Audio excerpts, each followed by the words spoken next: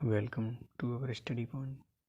अवर study sir में आपका स्वागत है हमारे चैनल अवर स्टडी सर। आज मैं आपके लिए एक नया वीडियो लेके आया हूँ जनरल नॉलेज से संबंधित, जो आरआरबी एनटीपीसी की 27 जनवरी फर्स्ट शिफ्ट में जो क्वेश्चन पूछे गए जनरल नॉलेज में, उनके बारे में आपको बताऊँगा। तो चलिए वीडियो को शुरू करते हैं और हमारे चैनल को ज़रूर सब्सक्राइब करें ऐसे ही वीडियो पाने के लिए। चलिए, पहला क्वेश्चन है, शलाका और शंकु कोशिकाएं किस में पाई जाती हैं? तो ये पाई जाती हैं आँख की रेटिना में। इसको दोस्तों दृष्टिपटल भी कहते हैं। तो ये वही होता है, इसको कहते हैं दृष्टिपटल भी। ये इसका सही आंसर है। नेक्स्ट, भारत में पवन ऊर्जा उत्पादन में प्रथम राज्य कौन सा है? तो ये है तमिलनाडु। अगला, पहली बार अंतर्राष्ट्रीय एक दिवसीय क्रिकेट मैच 50 ओवरों का किस वर्ष किया गया? तो ये किया गया सन 1977 ईस्वी में। पाकिस्तान तथा वेस्ट इंडीज के मध्य जो खेले गए मैच था उसमें।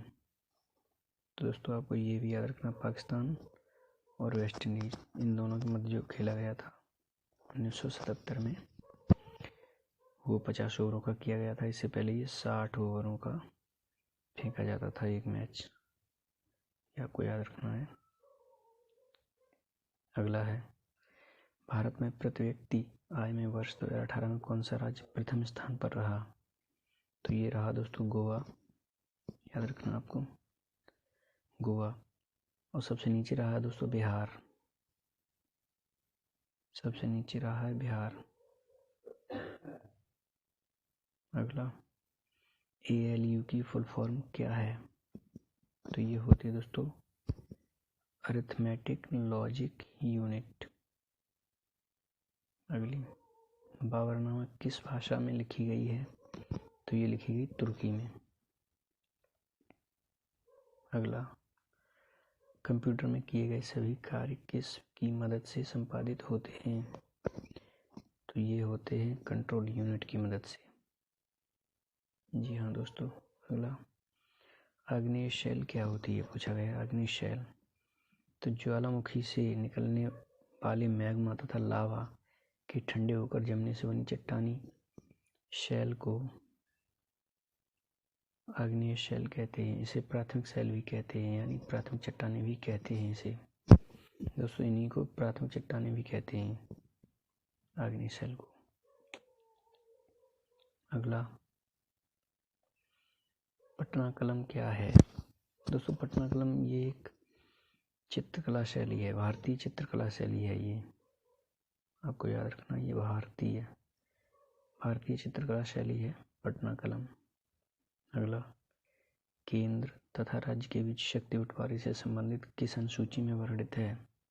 यानी ये संविधान से जुड़ा हुआ सवाल है कि संविधान की किस अनुसूची में? ये है 7वीं अनुसूची में। अगला, अंत्योदय अन्न योजना के अंतर्गत BPL परिवारों को वर्तमान में कितना किलो राशन दिया जा रहा है? तो ये दिया जा रहा है दोस्तों 35 किलोग्राम। याद रखना आपको। अगला है, 2019 में भारत ने किस सबसोनिक क्रूज मिसाइल को लॉन्च किया? ये किया निर्भय को। अगला, 2019 के लोकसभा चुनाव में भारतीय जनता पार्टी ने कितनी लोकसभा सीटों पर विजय प्राप्त की थी? तो ये दोस्तों जो बीजेपी ने जीती थी वो 303 सीटें जीती थी। और जो राष्ट्रीय जनतांत्रिक गठबंधन जो NDA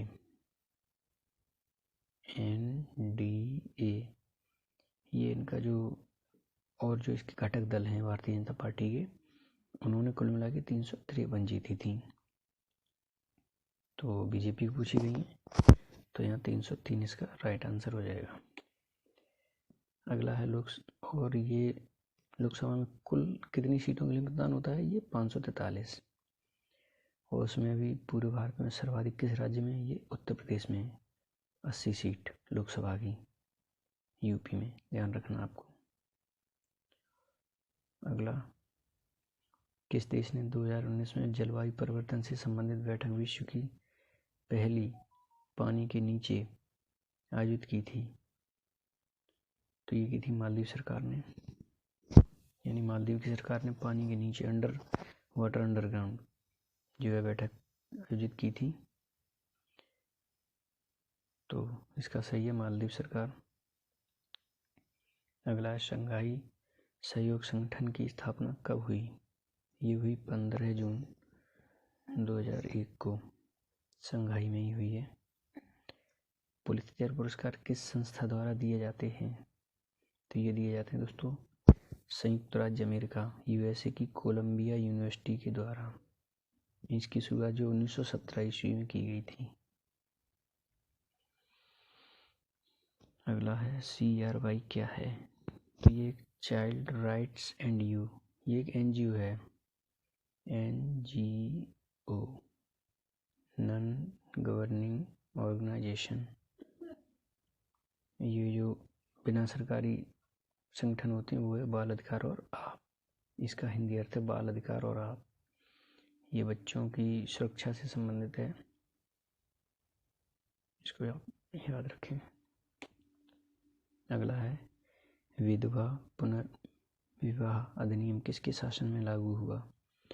तो ये हुआ था लॉर्ड कैनिंग के, यानी भारत का उस समय वायसराय जो था वो लॉर्ड कैनिंग था सन 1856 ईस्वी में। अगला है जोर सप्पा जलप्रपात को अन्य किस नाम से जाना जाता है? तो ये जाना जाता है जोर जलप्रपात को। ये जो है कर्नाटक में है। किस राज्य में है? कर्नाटक में शरावती नदी पर, शरावती।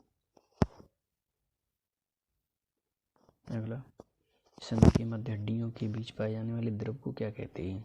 इसको कहते हैं साइनोवियल द्रव या जॉइंट द्रव, जॉइंट फ्लूइड। जो हड्डी से हड्डी को जोड़ता है उसके बीच में जैसे घुटनों में द्रव होता है उसको बोलते हैं साइनोवियल द्रव। अगला भारत में वायु प्रदूषण नियंत्रण अधिनियम कब लागू हुआ? तो ये हुआ है दोस्तों 1981 ईस्वी में। ये दोस्तों 1981 ईस्वी में। अगला है कौशल अंग काशी, यानी कौशल अंग काशी वज्जी, ये क्या है? तो ये 16 महाजनपदों के नाम हैं।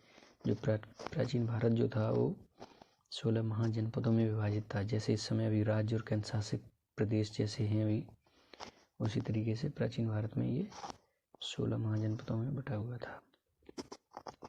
अगला है 1919 में अखिल भारतीय खिलाफत आंदोलन का सम्मेलन कहाँ हुआ था?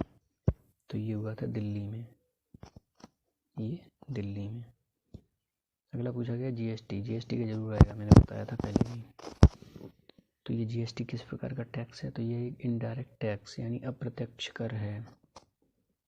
जी हाँ दोस्तों, आपको याद रखना 1 जुलाई 2017 को संविधान के 101वें संशोधन के द्वारा जो है जीएसटी को 101वें संशोधन संविधान संशोधन द्वारा, ये भी इम्पोर्टेंट है, पूछा गया है। लागू कब हुई है? 1 जुलाई 2017 को। अगला वर्ष 2016 के अनुसार भारत की प्रजनन दर क्या है? तो ये है 2.3। अगला सेंट्रल असेंबली बम कांड किसने किया? यानी इसमें कौन सा मिलता? तो भगत सिंह तथा, ये रिपीटेड क्वेश्चन है, और बटुकेश्वर दत्त, इन्होंने जो है सेंट्रल असेंबली में बम फेंके थे।